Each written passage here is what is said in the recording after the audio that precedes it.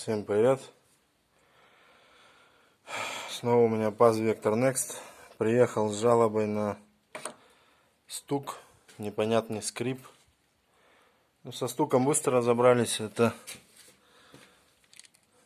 у него болезнь, вот эти болты амортизатора откручиваются или на рессорах. Но это затянули, а скрип все равно присутствовал.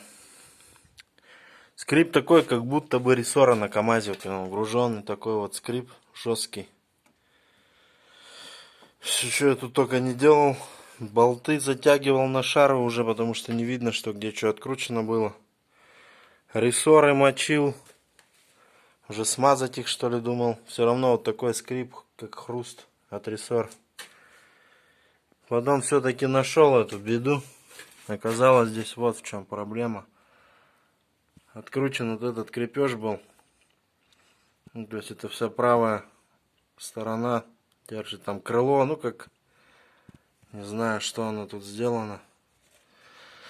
Вроде все перестало скрипеть. Еще интересует меня сверху, там оно где-то прикручено или нет.